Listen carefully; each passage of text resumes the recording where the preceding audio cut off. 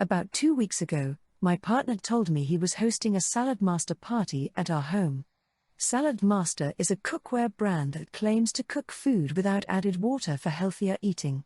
He asked if I wanted the cookware, but after a quick Google search, I found it gimmicky and said no, explaining why.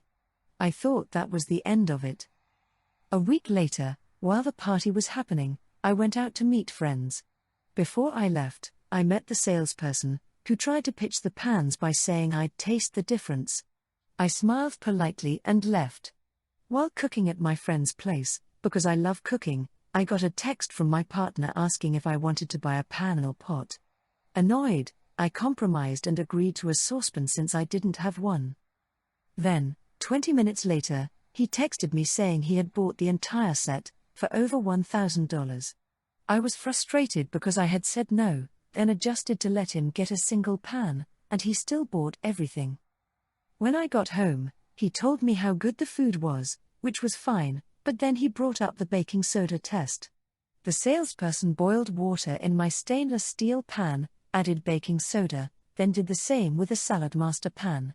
They made the guests taste both, claiming my pan made the water taste metallic while Salad Master's did not. My partner then tried to convince me my pan was bad. I found it odd and told him it was hard to believe my Le Creuset stainless steel pan would do that. He got upset, saying, "I was there, I tasted it. Do you think I'm lying?" That angered me because I wasn't calling him a liar, I was questioning the test. Later, I researched and found that scratched stainless steel can react with alkaline substances like baking soda, making the water taste metallic. The more I read, the more suspicious the whole thing seemed. The next day, he gave me a Salad Master booklet as a gift and suggested I replace my pans. That made me angry. I told him no and tried to explain why, but he dismissed me, pretending to listen while doing other things, saying I'm ungrateful and he has a history of buying me things after I explicitly say no, then getting upset and calling me ungrateful when I don't accept them. To avoid a fight, I've been sleeping in a separate room. But now I'm livid because I just found out he's hosting another Salad Master party. I'm at my wit's end. So tell me, am I these a hole for refusing a gift that my partner bought me? Comment 1. I'd make sure he doesn't toss your Le Creuset as well. Especially since he thinks it is crap and clearly doesn't know good cookware. I once had a BF who put my favorite cast iron in the dishwasher, then claimed it was cheap because it rusted. Also, is this the kind of nonsense you want to live with forever? Guy just blew $1,000 on crap you specifically said you didn't want. That's a lot of money. I'd be pissed if my partner disregarded my wishes, as the person who does most of the cooking, and bought that junk. Comment 2. NTA. Now you know how Jack's mom felt when he brought home them beans. Protect your accounts and hope this hyperfixation passes without him becoming a salesperson who has to buy 10K of supply. Story 2. So I, 29F, work as an admin assistant at a small company, and my boss, who we will call Greg, 40M, is the type of guy who thinks running things like a family means he can do whatever he wants. A few months ago, Greg adopted a golden retriever named Buddy. Buddy is great. Greg is not. Instead of, adjusting his own life to accommodate his dog, he just started bringing Buddy to the office every day. Which would be fine, except Greg does not actually watch him. Buddy is now a full-time employee. He roams around, eats people's lunches, barks during client calls, and once peed on the office printer. Greg's response: "Haha, classic Buddy." Anyway, last week, Greg sent out a company-wide email saying he was looking for a volunteer to take Buddy home at night. Why, you ask? Because, get this, Greg's apartment does not allow pets. Apparently, for the past 2 weeks, my coworker Jessica had been taking Buddy home. Jessica is now moving out of state. Instead of, figuring out a normal solution, Greg just assumed someone else would take over. I ignored the email, assuming someone higher up would shut this down. Nope. Instead, Greg calls me into his office and hits me with, "So when do you want to start taking Buddy home?" Not would I like to. Not is this something I'd be willing to do. Just when. I laughed because I thought he was joking. He was not. When I said no, Greg sighed dramatically and went, "You have a house, right?" "Yes, Greg. I have a house.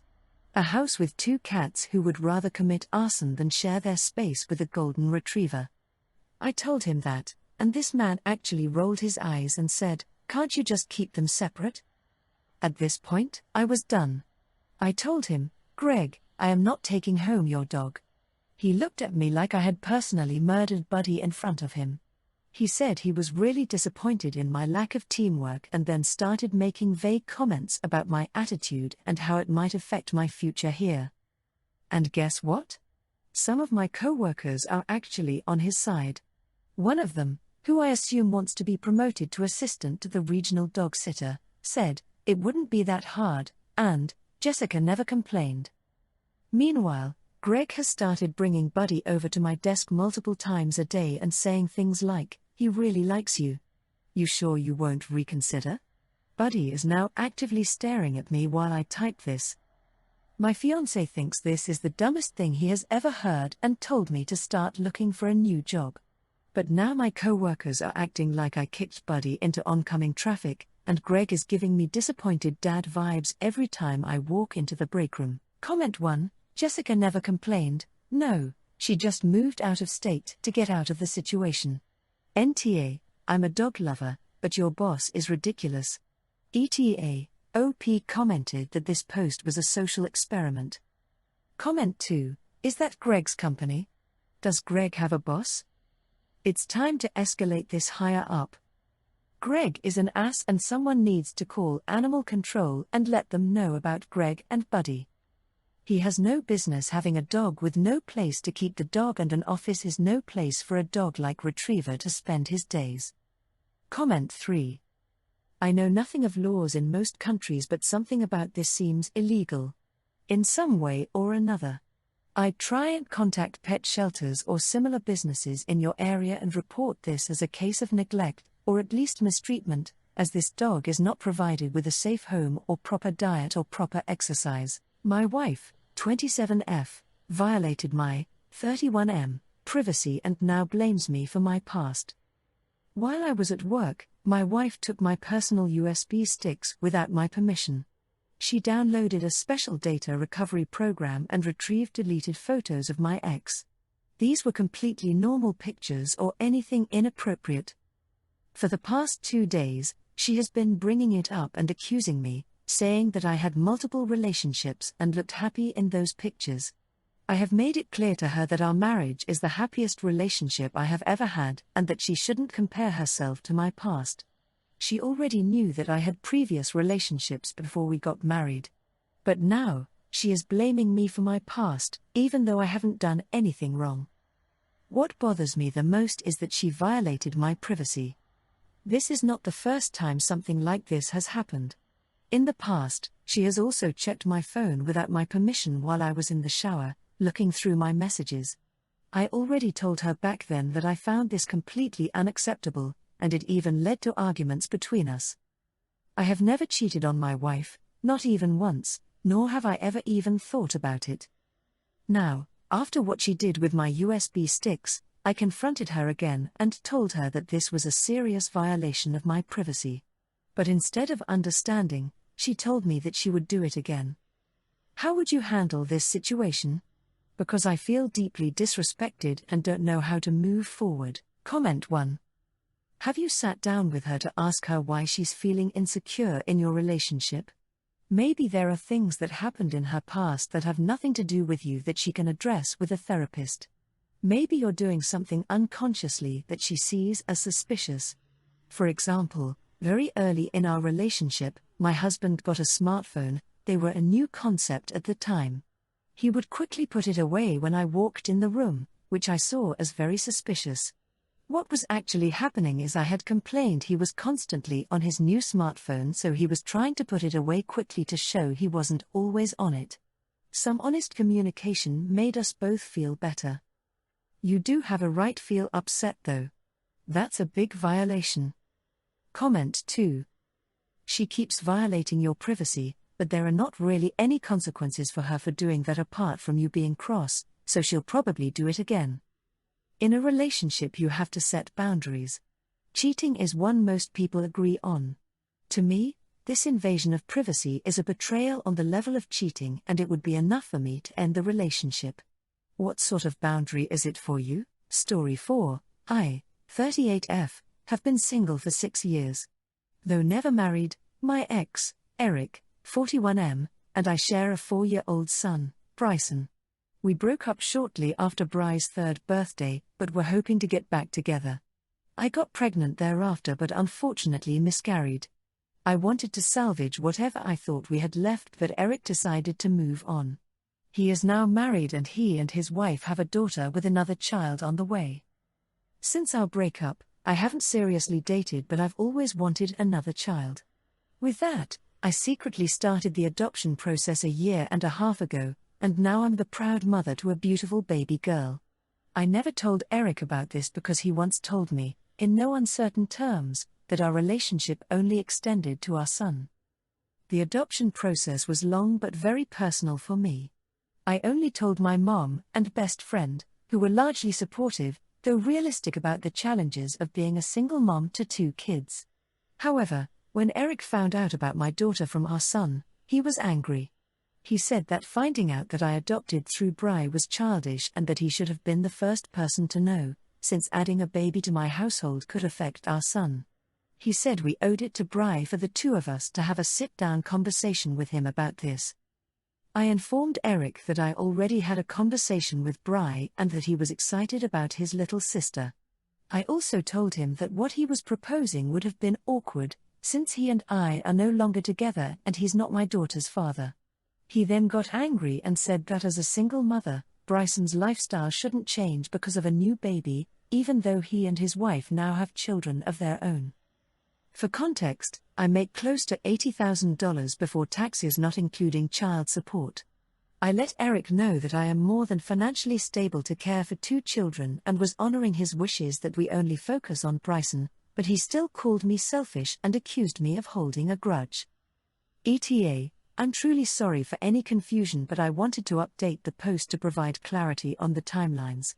My ex and I broke up in 2019, right before the start of the pandemic. We were not together when we had our son, but were still having sex. Bryson is 4. He was born in 2021. I miscarried in 2023, and by late summer/early fall, Eric started seeing his now wife. They married just last year in 2024. Their daughter is 7 months and she's pregnant again. I don't know how far along she is. Again, I apologize for the confusion. I should have specified. Comment 1. NTA, unless he asked you for permission to marry and have children with another woman, he has no leg to stand on.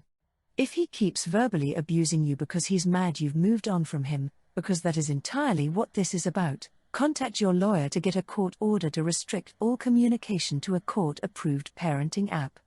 Otherwise, ignore him, and check in with your son to ensure he isn't doing damage to him in an attempt to hurt you. Comment 2. NTA. You definitely don't need his permission. But in general, I think it's fair when you are separated and co-parenting, you let them know about significant changes that will affect your kid, new child, partner moving in, etc. Comment 3. NTA. Your adoption is your choice. A few suggest minor communication tweaks for co-parenting harmony, but Eric's hypocrisy and overreaction undermine his argument. Focus on your kids and ignore the noise. I, 28F, recently got married to my husband, 30M, and it was an amazing day. I had the wedding of my dreams and felt absolutely beautiful in my dress. It was something I had been planning for years, and I knew it was the one the moment I tried it on. My sister, Lily, 25F, has always been kind of, well, needy when it comes to attention. She's never quite liked the idea of me getting the spotlight, especially with major life events like my wedding. A few months before the wedding, she casually mentioned that she would love to wear my dress someday. I didn't think much of it at the time, so I told her that I was sure I'd be open to letting her wear it after my wedding, once I was done with it. The problem arose when I got my dress cleaned after the wedding. Lily came over to visit and immediately began asking me how soon she could take the dress for herself. She said she didn't want to wait too long and that she wanted to feel special in it too. I told her that I wasn't comfortable with that. It's my wedding dress, and I felt like it was something so personal to me. She tried to guilt-trip me, saying things like, "It's just a dress, why not let me wear it too? It's not like you're going to use it again." She even made a comment about how it's so unfair that she didn't get to have a dress like mine for her own wedding. She's not even engaged yet. I explained that while I loved her, I just didn't feel comfortable with her wearing my dress. She could find something similar or buy a new one that she would make her own. She started crying and telling me I was being selfish and that I was making her feel left out. Now, I feel guilty because I don't want to hurt her feelings, but I also believe it's important for me to set this boundary. I know my wedding dress is special to me, and I don't want it to lose its significance. Comment 1. Stop feeling guilty, you are falling into her trap. She's trying to make you feel guilty. She is not even engaged yet. If she's planning on having the dress hacked up and changed into a different dress, she needs to just get her own dress. Tell her if it's just a dress, she should have no problem with getting a different one. Comment 2. Well, you did open yourself up to this by saying you'd be open to her having the dress. However, you can just tell her you aren't giving her the dress now as she doesn't need it yet. It would be different once she's engaged and planning a wedding and has an interest in it then, but right now it is still your wedding dress and you're keeping it safe.